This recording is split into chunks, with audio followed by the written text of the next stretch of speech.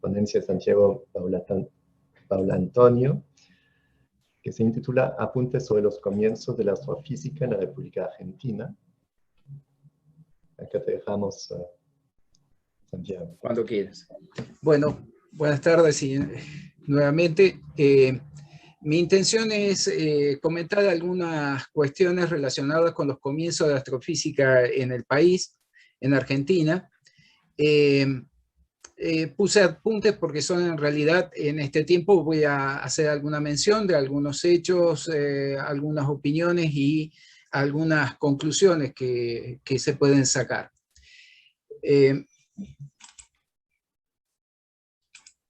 Ahora quiere. Bien, estos son los distintos institutos relacionados con la investigación astronómica que se fueron creando a lo largo del tiempo en el país. Los primeros tres fueron muy vinculados a la parte de observación astrométrica, los primeros tres observatorios. El Observatorio de Física Cósmica de San Miguel era un observatorio bastante particular, vinculando fenómenos cósmicos con fenómenos atmosféricos. Se hizo algo de astrofísica, pero no en el inicio, por eso no hago referencia en este momento. Todos los demás, que probablemente espero no haberme olvidado de ninguno, fueron creados pensando en la astrofísica. Este primer periodo es el que considero el inicio de la astrofísica en el país entre 1871 y 1942, que ya vamos a ver por qué lo marco como el fin de ese inicio. Simplemente no quiero ser estricto en esto, marco algunos hechos relacionados con el inicio de la astrofísica, simplemente para marcar que cuando se crea el Observatorio Nacional Argentino en 1871, al cual me voy a referir especialmente, era una ciencia una parte de la astronomía que recién comenzaba, lo mismo que cuando se crea el Observatorio de La Plata, una década más tarde. Este inicio de la astrofísica que marco entre 1871 y 1942, en ambas instituciones, tanto el Observatorio Nacional Argentino como de La Plata, se pueden distinguir dos etapas. Me refiero a estas dos porque no hubo otra en este periodo, ¿no? Más allá que un pequeño periodo coincidente con el Observatorio de San Miguel, que como dije, no tiene sentido en este momento analizarlo. La primera etapa de ambas instituciones son similares, donde aparecen intenciones, aparecen instrumentos incluso dedicados para la astrofísica, pero muy poco o ninguna acción, o sea, observación o resultado de algún tipo en este campo. Y una segunda etapa donde comienza paulatinamente en forma sostenida a desarrollarse investigaciones astrofísicas. En el caso del Observatorio Nacional Argentino, durante la dirección de Perrin, Charles Dillon Perrin, y en el caso de La Plata aparecen varios directores luego de que el Observatorio de La Plata pase a la órbita de la Universidad Nacional de La Plata.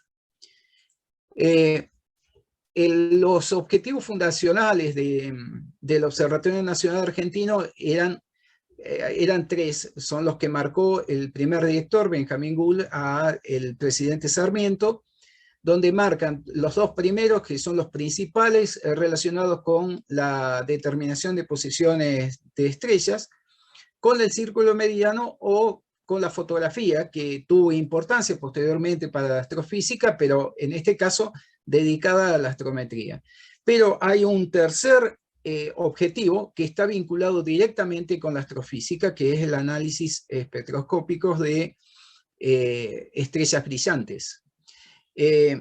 Incluso si uno ve la lista de instrumentos que se adquirieron, está el fotómetro de Zollner, que tuvo mucha importancia para, digamos, el nacimiento de la fotometría, y el cual, junto con el del Observatorio del Cabo, son los únicos dos que estuvieron en el hemisferio sur.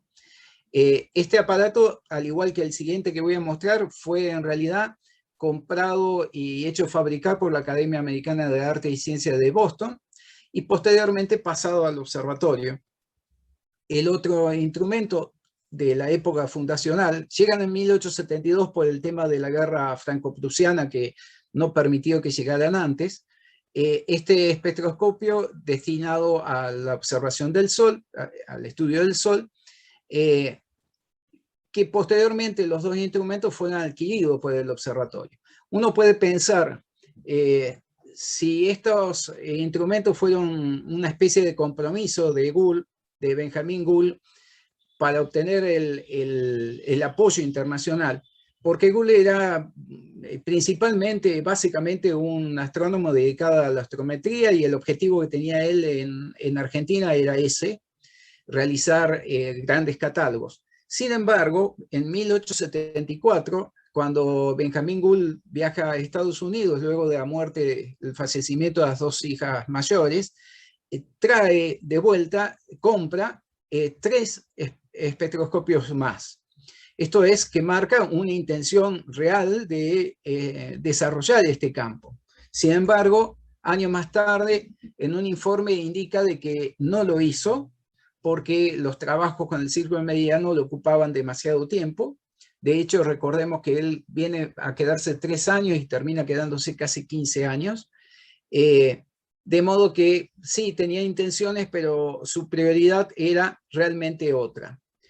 De modo que, bueno, en esta primera etapa, lo único que se puede, digamos, se puede identificar de trabajos en este campo son algunas observaciones de estrellas variables con el fotómetro Zollner. Estoy hablando durante la dirección de Gould y de su sucesor, John Thom, que está hasta 1908. En todo este periodo, esta primera etapa, entonces hay instrumentos relacionados con la astrofísica, hay intenciones, pero los resultados son mínimos.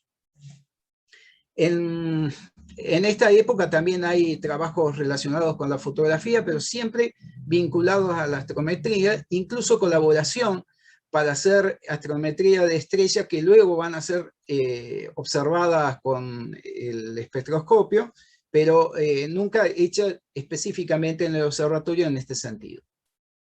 En el Observatorio de La Plata, si bien no me voy a dedicar a eso, hago la mención, como objetivos iniciales había muchos más que los de astronomía, pero entre ellos estaba la observación del Sol y de su espectro, e incluso de planetas telescópicos y del eclipse, que no implica observación astrofísica, pero bueno, están relacionados, y la compra de 2 grandes telescopios que realmente eran muy útiles para esta rama, para el estudio de esta rama, hubieran sido muy útiles en ese momento, al igual que un espectroscopio para el eclipse, para el estudio del Sol, que de acuerdo a los objetivos de la institución. Sin embargo, en este periodo, estoy hablando hasta la entrada, hasta el paso a la Universidad de La Plata, la crisis de la provincia de Buenos Aires, tanto económica como política, y también una enfermedad del director, hicieron de que en esta época, en cuanto a estudios astronómicos, hubiera muy poco y mucho menos en cuanto a la parte astrofísica. Posteriormente, lo adelanto al de la segunda etapa, empiezo al revés, por La Plata, porque simplemente lo voy a mencionar. En esta segunda parte aparecen después de Porro, del italiano que asume pero poco tiempo, aparece Hussein, Aguilar y Harman, donde en forma progresiva y decidida comienzan a realizar compras relacionadas con compras de instrumentos para hacer astrofísica. Entra gente como Dawson y Wilkins que hacen este tipo de observaciones, y como punto final, lo destaco, aparece Enrique Gaviola y Ricardo Place, que se compartieron, digamos, se exportaron al Observatorio Nacional Argentino y que marcan ya una etapa posterior que no voy a trabajar. La segunda etapa en el Observatorio Nacional Argentino comienza con la dirección de Charles Dillon Perrin.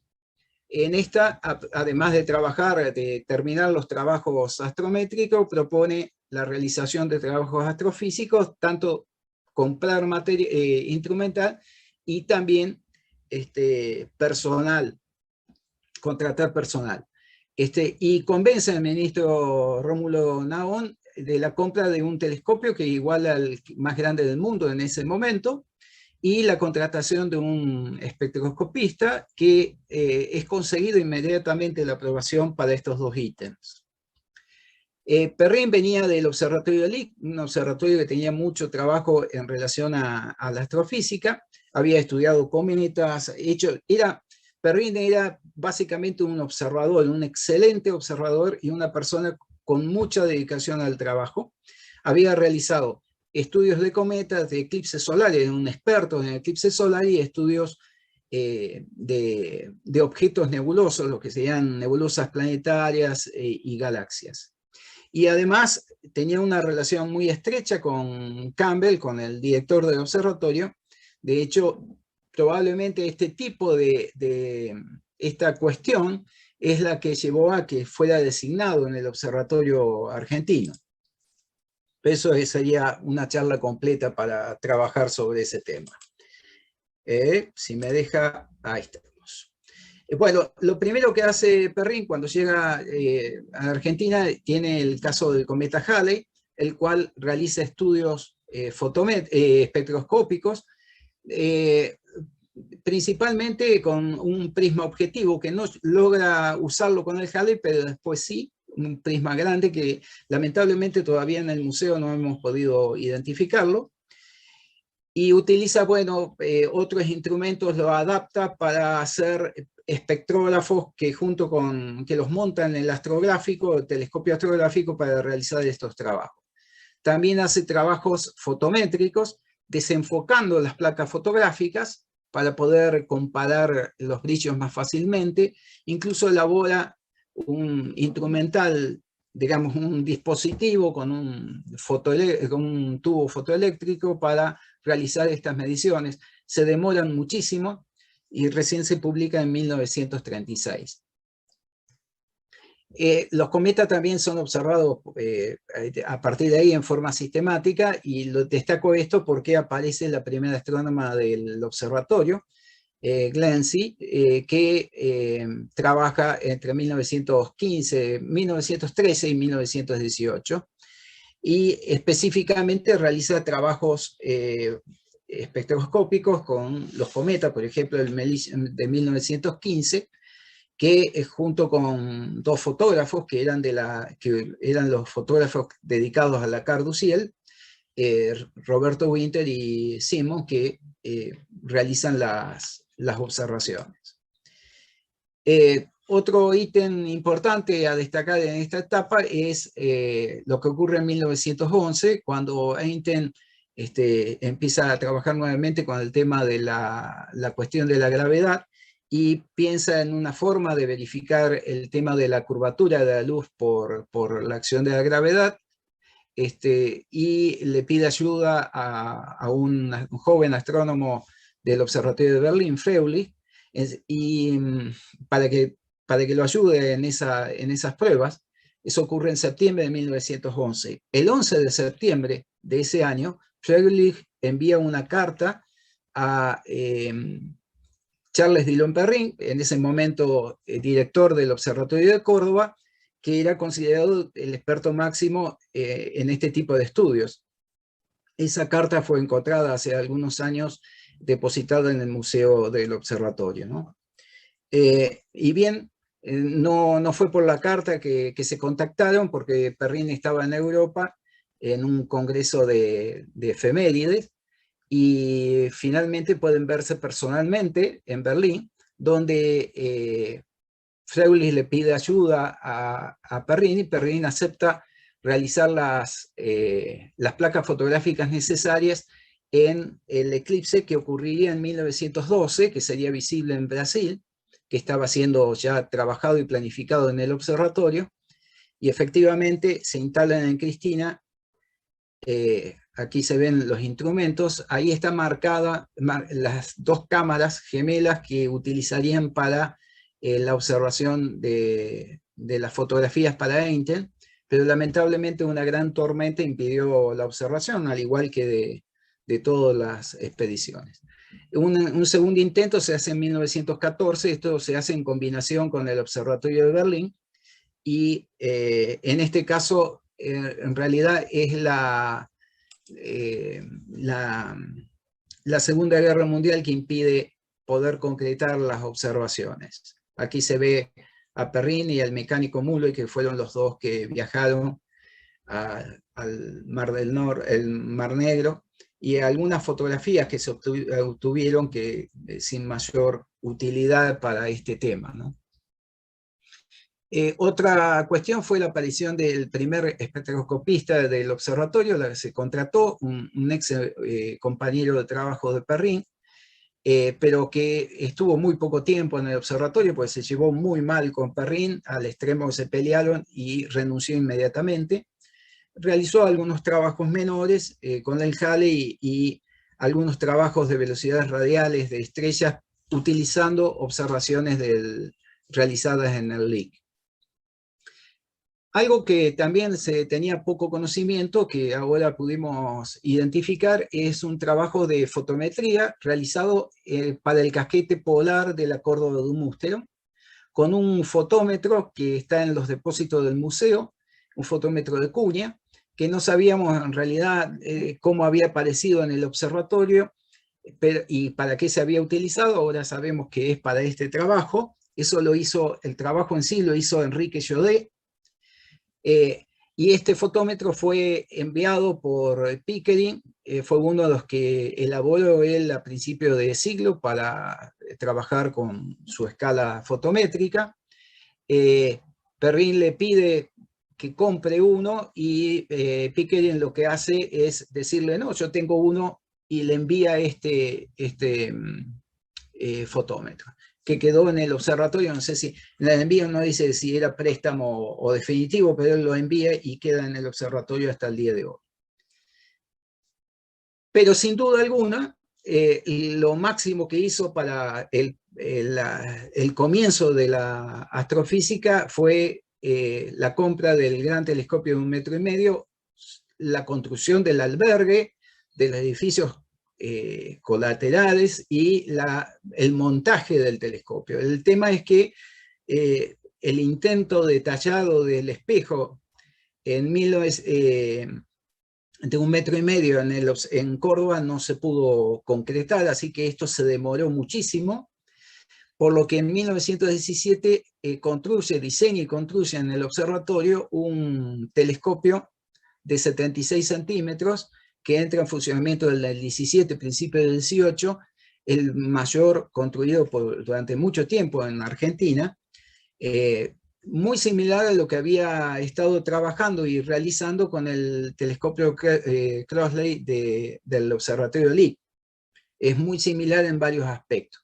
En este caso sí logra tallar el espejo, aunque no era óptima la calidad, pero logra obtener fotografías de utilidad.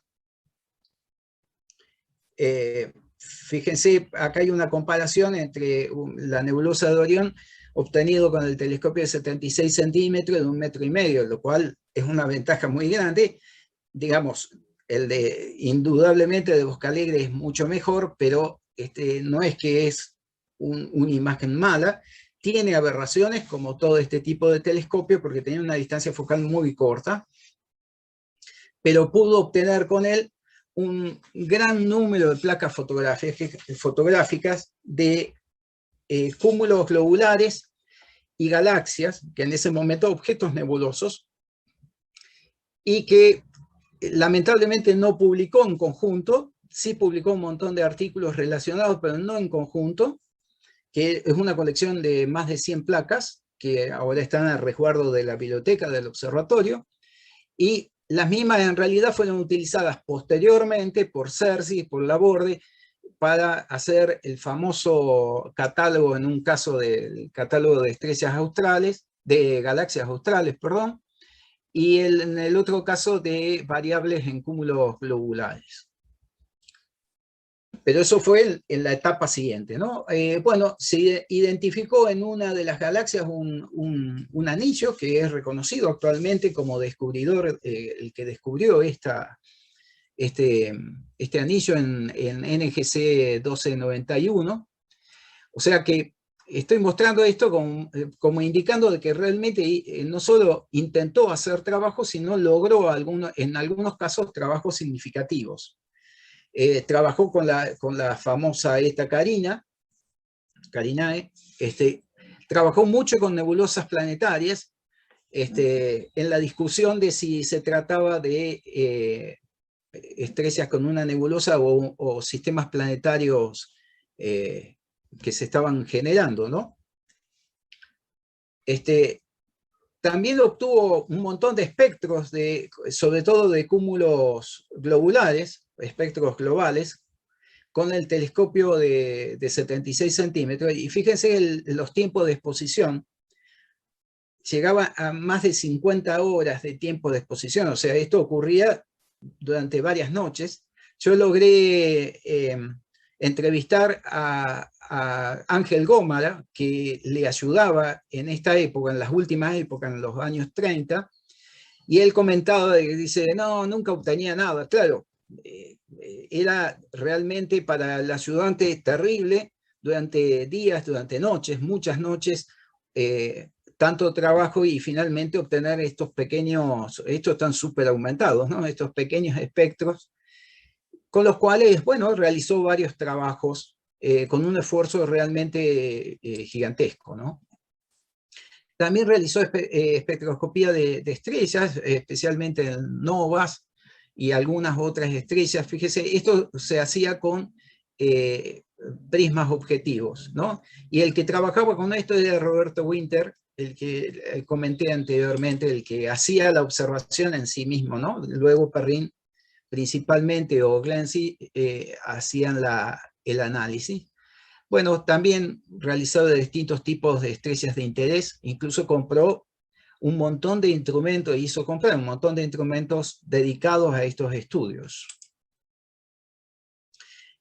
Un análisis de las publicaciones de Perrin muestra que tiene más de 60 publicaciones, muchas de ellas, más de 60 publicaciones dedicadas a la parte de astrofísica, ¿no? De temas de astrofísica. Algunos muy generales, lo cual es raro porque él no era un teórico, muy por el contrario, era un observador y sin embargo, bueno, hombre que hacía de todo, se ve que no le esquivaba nada y también arriesgaba teorías.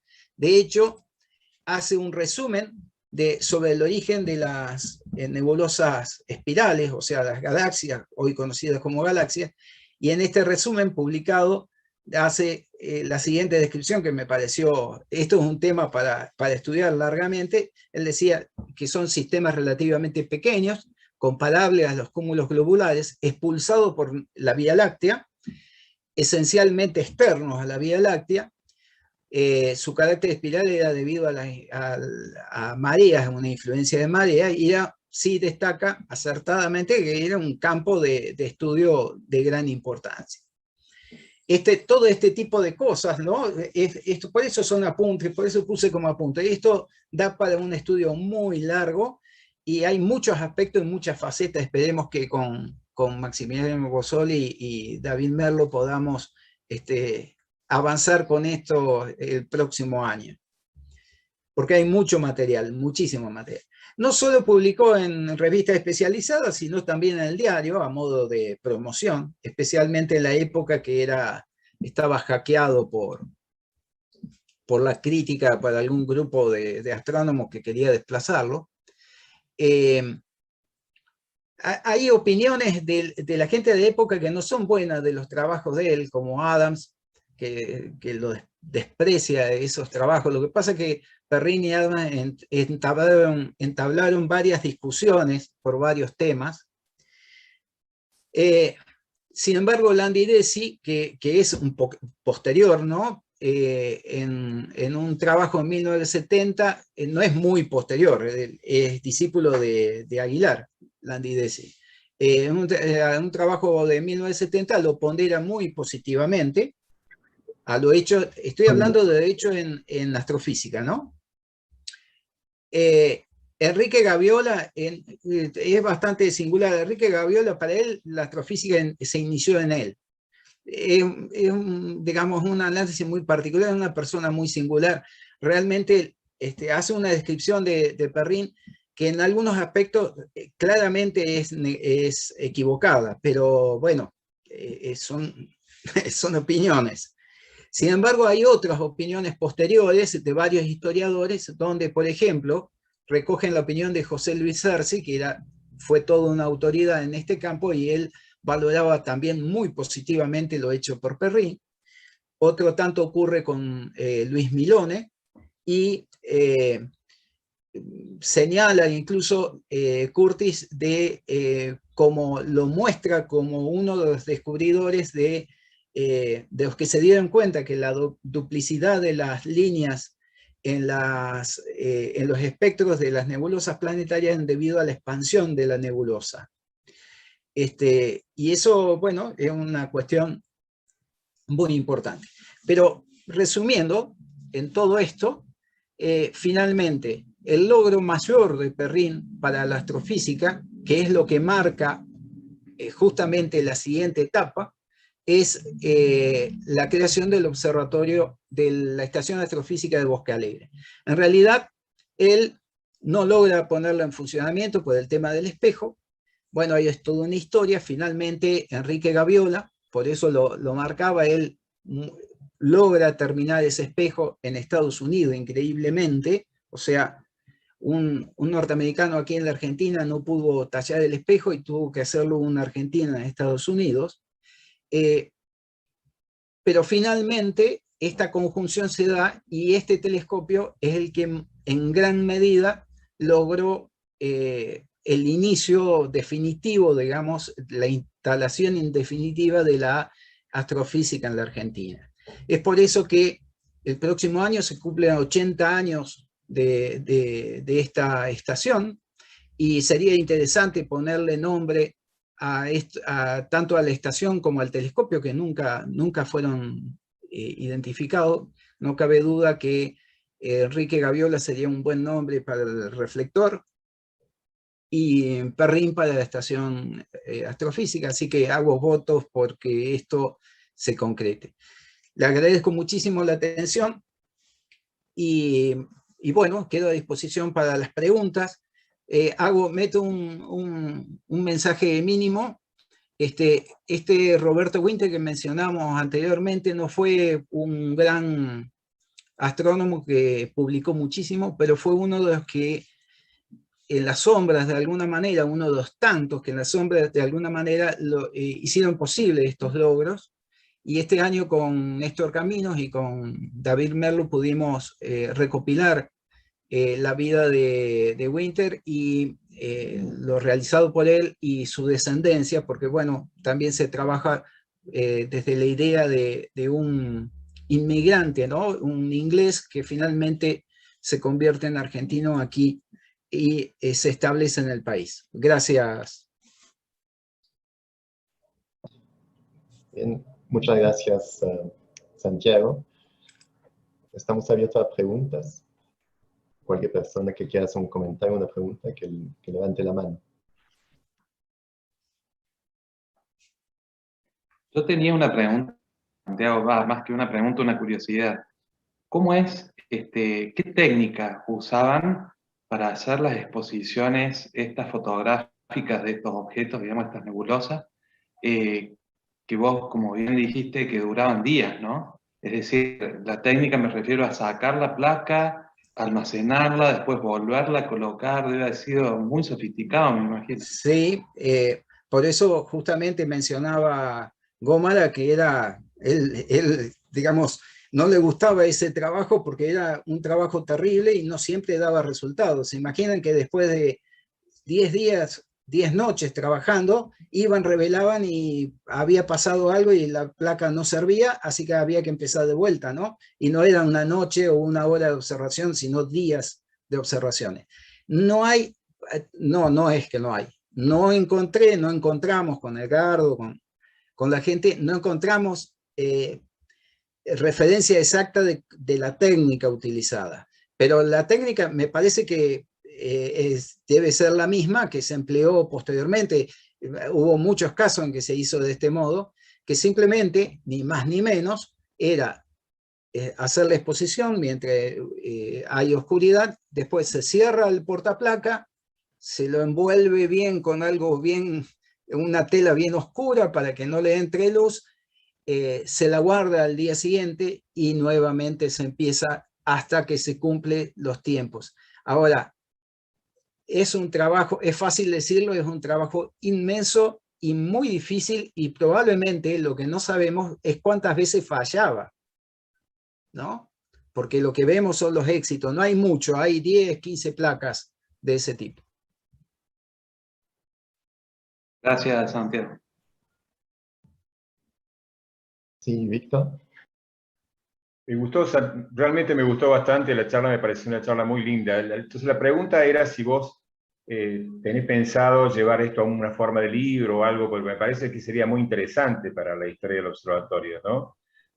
No sé, yo no soy experto en esto, pero me recuerdo esos escritos de Milone, en fin, Sí. ha habido mucho material disperso, pero me parece que a esta altura sería muy interesante tener una visión más panorámica sobre y creo que vos estás perfectamente en condiciones de hacerlo. A ver, de esto de lo que acabamos de ver, está repartido en varios artículos que están en el blog Historia de la Astronomía, ¿no? Sí, ahí sí. Hay algunas cosas colocadas. Y créeme que lo he seguido a tu blog. Claro, créeme que lo he seguido a tu blog, digo, así que estoy al tanto. Gracias. Lamentablemente, queríamos publicar con Edgardo Menitti la Córdoba Estelar 150 años para el 24 de octubre, pero bueno, la editorial de la universidad se atrasó, no por culpa de ellos, sino que, bueno, hubo algunos factores que atrasaron las cosas, y esperemos que hacia fin de este mes aparezca en libro, en ebook, en libro digital, la Córdoba la Córdoba Estelar actualizada y extendida, pasa de 500 páginas a 800 páginas, así que todos estos trabajos, todas estas cosas nuevas que se agregaron desde el 2009 en que se publicó por primera vez el libro, se están agregando ahí, y va a ser de libre acceso, así que esperemos a fin de mes disponer de eso. Seguro que va a haber un vínculo, va a estar en el observatorio, desde luego, porque es una obra del observatorio y de la editorial de la universidad, y en el link del museo. Así que ahí vamos a tener. Lo que sería interesante, lo que queremos, estamos medio como ahí discutiendo y tratando de emprender, es profundizar sobre estos aspectos puntuales en cuanto a la relación con el Observatorio de La Plata, en cuanto a la relación con astrónomos de otros lugares, en las cuestiones específicas que sabemos hoy día que fueron muy discutidas sobre el tema de las galaxias espirales, digamos, en ese momento, y las nebulosas planetarias. Así que por eso le decía, esperemos que con Maxi y con David podamos el año que viene avanzar sobre esos aspectos. Y eso tal vez algún día se pueda concretar en alguna publicación interesante. Gracias. Santiago, no sé si me permitís un comentario. Sí. Saber. Sí, la técnica esta de observación de varios días también se volvió a aplicar en la época en que el doctor Carranza trabajaba con el interferómetro de Fabry-Perot. y se requerían varias noches de exposición, dado la pequeñísima cantidad de luz que había, pero sin embargo se lograron imágenes satisfactorias, digamos, ¿no? Claro, es mucho más moderno, estamos hablando de la década del 70 posiblemente. Así que bueno, es un comentario nada más. Sí, yo me imagino, porque aún en la década del 70, del 80, el trabajo de mantener el telescopio y la estrella en posición adecuada durante 6 horas a la noche, es un trabajo impresionante. Yo estoy seguro que no debe ser el trabajo más de un observador, porque no puede hacerse de otra manera, y esto repetirlo durante varios días realmente es algo más que interesante de analizar. Antonio. Minha pergunta bom, primeiro de tudo, Santiago, como sempre, fantástica a sua apresentação, parabéns, muito interessante, muito rica. A minha pergunta é, como é que o sítio de Bosque Alegre foi escolhido? Houve alguma pesquisa por outros locais próximos a Córdoba? Né? Como é que foi feita a escolha do sítio para ser instalado a sede do Observatório Astrofísico? ¿Me está preguntando a dónde la información, David? ¿Cómo fue feito para constituirse la elección del sitio? Sí. Ah, del sitio de la... Sí, ahora te entiendo, Antonio. A ver, la elección del sitio de Bosque Alegre fue una elección, hubo una intencionalidad de colocarlo en el mejor lugar posible dentro de lo que es la provincia de Córdoba, el estado de Córdoba. Simplemente por cuestiones, no sé por qué se eligió Córdoba, pero la lógica es pensar por una cuestión económica de posibilidades. Córdoba tenía muchos lugares lindos, interesantes, por lo tanto no era descabellado. Hacen una campaña junto con Roberto Winter y otros fotógrafos de investigación de distintos sitios. En las sierras cordobesas, especialmente en las sierras altas, digamos, las altas cumbres. Pero finalmente el lugar elegido fue uno que está, a ver cómo decirlo de una manera, se llamaba Casabamba, que es un lugar que está entre Córdoba y lo que sería el dique San Roque. Lo que pasa es que, bueno, es difícil para los que no son de Córdoba ubicarlo, pero estaba cerca del río, Suquía, y a unos 20 kilómetros de la ciudad. Carlos Paz.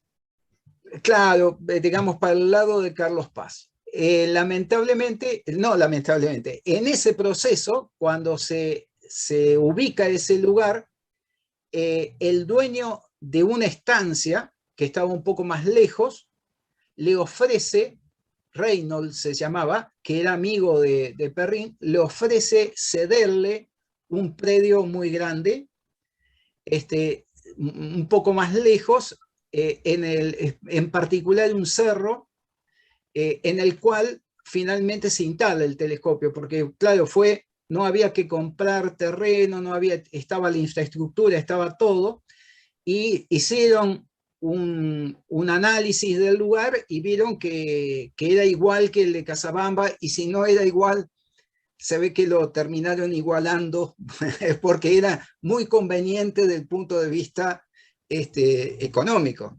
Están todos los registros.